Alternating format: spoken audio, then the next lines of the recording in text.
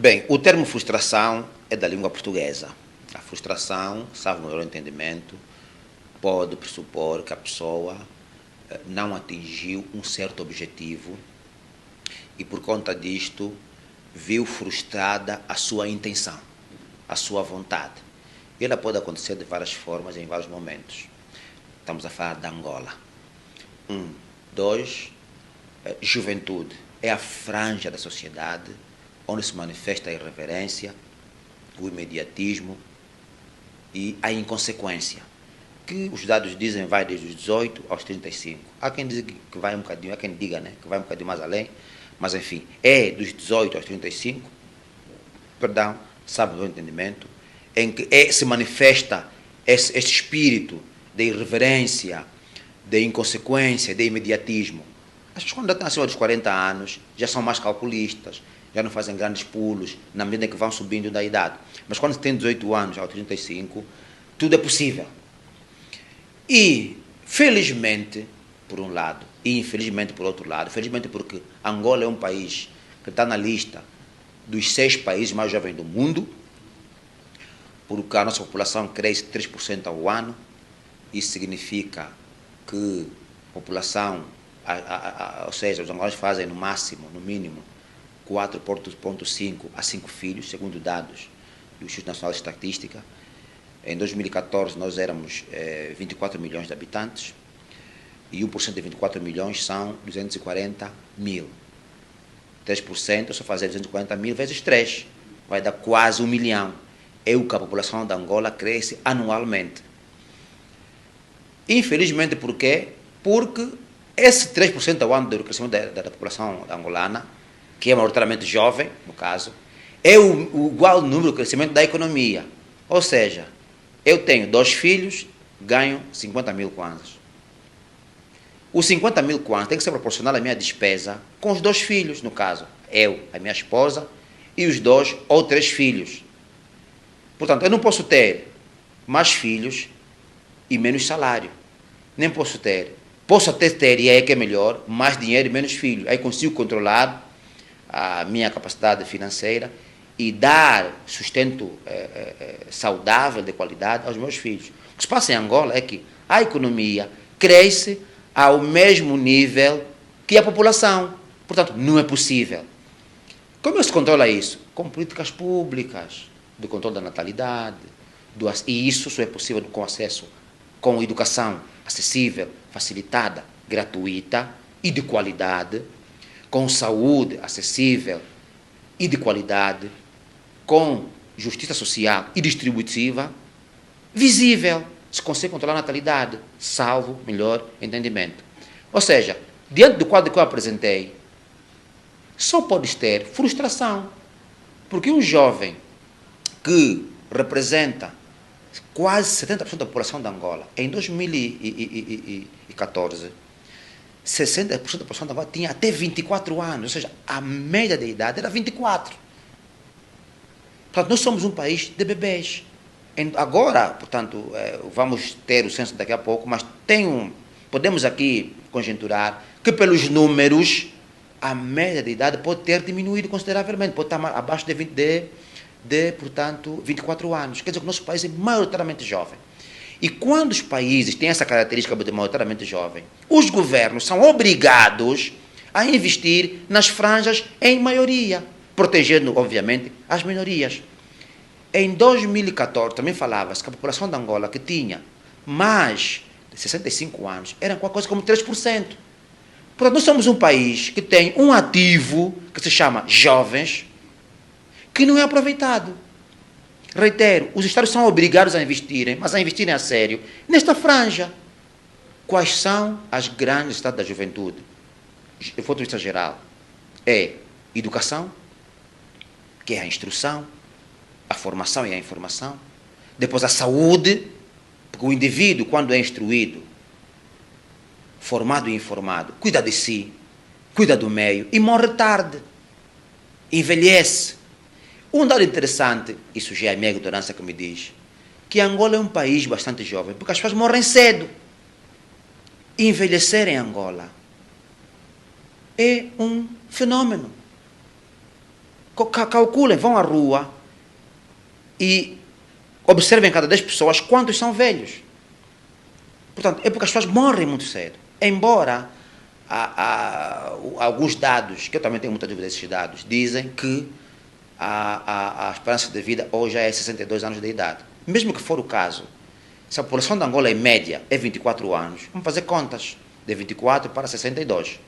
24 mais 10 daria 34.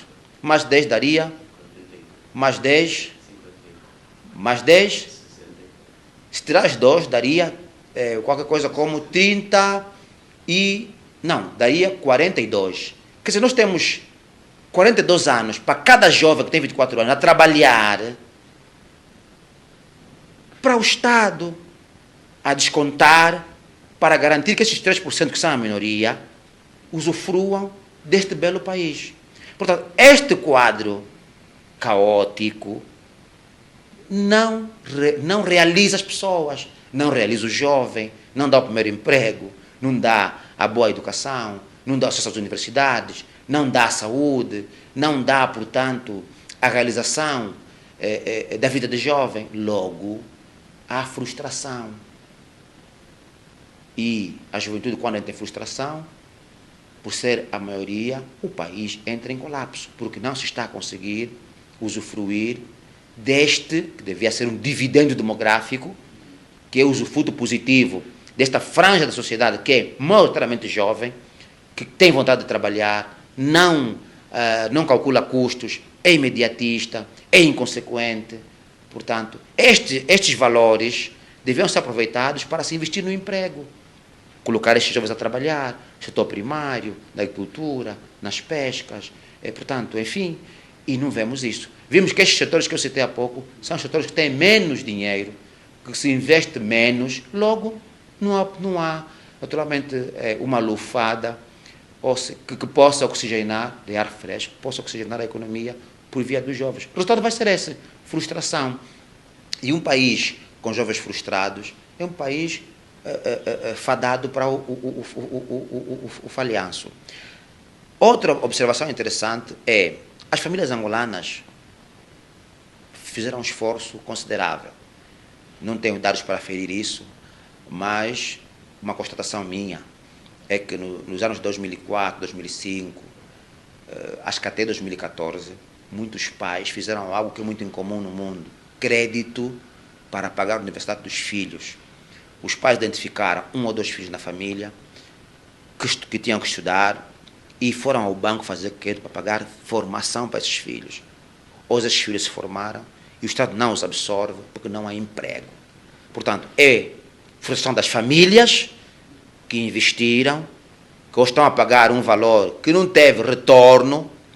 Este jovem que se formou, que devia estar ao serviço do país, que está perdido numa atividade extra, distante daquela que ele se formou.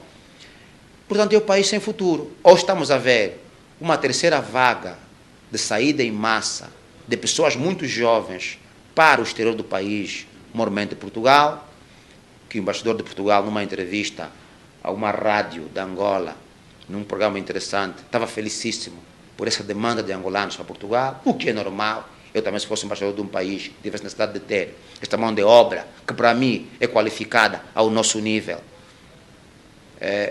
faria qualquer sentido positivo em qualquer país. Digo terceira vez por quê? Porque a primeira vez foi quando saíram em Angola, em 74, 75, por força da independência, um grupo considerável de pessoas angolanas que foram para Portugal, e Portugal era um regime fascista, o fascismo adormece as elites, e estes foram fundamentais para oxigenar Portugal. A segunda fase foi nos anos 80, conflito armado aqui, creio que quando Portugal também está para a União Europeia, foram um número considerável de angolanos. Está acontecendo agora pela terceira vez. Portanto, estamos a perder talentos, pessoas formadas para este país, pelo governo angolano, pelo investimento do governo angolano, investimento do governo, das famílias angolanas. Quer queramos, quer não, Eduardo Santos tem uma fase interessante, que é da quantidade que se tira a qualidade. Pelo sim ou pelo não, as universidades criadas em Angola formaram em quantidade e está a cair alguma qualidade. Essa qualidade que está a ir embora. Portanto, O salário mínimo em Portugal hoje devem ser, sabe, com todo entendimento, 850 euros. É muito dinheiro em Angola. Está muito acima daquilo que é o salário mínimo angolano. E, enfim, claro que isso gera frustração. E é um problema político muito sério. Porque há a incapacidade de transformar, por via da governação, a vida destes jovens. Esses jovens frustrados que as instituições, por sinal, têm formado, as instituições também neste quesito não estariam culpadas em não aproveitar os quadros formados? Para aproveitar os quadros formados é preciso que as empresas tenham a capacidade de absorvê-los. As empresas estão a fechar, meu caro amigo. E não são só as empresas grandes, as economias são feitas, até onde vai toda a minha ignorância, com micro, pequenas e médias empresas.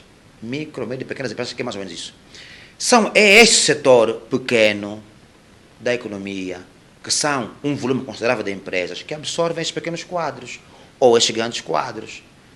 Portanto, tem de haver, o país tem que ser capaz de estimular o crescimento de pequenas empresas e de atrair investimento externo que venha a ser significativo, substancial, capaz de fomentar riqueza e se distribuir por via do emprego, porque o emprego é a melhor forma, segundo técnicos e segundo, portanto, organizações internacionais, de se distribuir riqueza.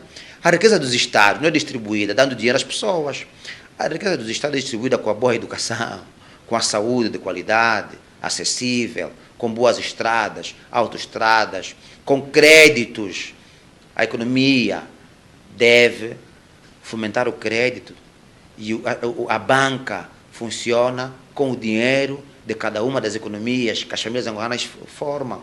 Portanto, quando a banca não financia a economia, ou não financia a economia real, é claro que não vai haver multiplicação e nem distribuição de riqueza. E o que vemos em Angola é isso. Não há distribuição de riqueza por via da governação, não há distribuição de riqueza por via da criação de empregos. E há aqui um elemento interessante.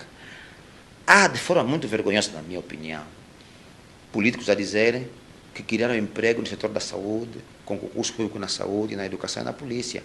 É aberrante. Porque esse é o fim do Estado. São as funções do Estado, garantir segurança, saúde e educação. Agora, o emprego, de facto, é no setor privado, ou nas grandes empresas públicas, de grande vulto, que também são poucas numa economia sustentável e forte. São as pequenas empresas privadas, são as grandes empresas privadas que estimuladas pela capacidade do Estado em atraí-las e fomentá-las para manterem-se, que elas criam novos espaços, alargam o seu espaço de influência e de ação econômica e, por conseguinte, criam empregos. É ali. Porque nem todo mundo cabe para trabalhar na educação, nem todo mundo cabe para trabalhar, portanto, na saúde. E, infelizmente, em Angola parece que isto é o que nos desgraça. Muito bem, foi um prazer e será sempre um prazer contar com a sua abordagem aqui, caro deputado Quilumbo. Estamos agradecidos e ficou aqui as grandes considerações e análise desses 4 temas que nós trazemos para si no dia de hoje. Então, para mim, já sabem, fiquem ligados ao nosso canal. Nós temos N motivos para mantê-lo aí do outro lado. Considerações finais? Eu agradeço pela oportunidade, mais uma vez. O vosso canal é uma via alternativa de passagem da informação. Nós temos responsabilidade de Estado, temos um compromisso público assumido em 2022, prometemos não falhar e estamos a fazer tudo o que for possível a nosso nível para que Angola se transforme num bom lugar para se viver. Mas tudo indica que só é possível com uma alternância política. Essa alternância política vai significar libertar as instituições, estabelecer um quadro político diferente deste, que consiga produzir ações diferenciadas com consequências na transformação da vida do cidadão. Não desistam da Angola, as pessoas são livres de sair da Angola e de procurar melhores condições de vida, mas que isso não significa desistirem da Angola. Lá onde estiverem, lá onde vão, contribuam para aquele Estado, mas contribuam também para Angola, de qualquer uma das formas, porque Angola é o único lugar no mundo onde podemos ser felizes. É o que eu acho. Muito bem, Angola, a nossa pátria, é o único lugar para nós sermos felizes. Ficou aqui a promessa e voltamos para mais edições dentro em breve. Para mim, Paz e amor.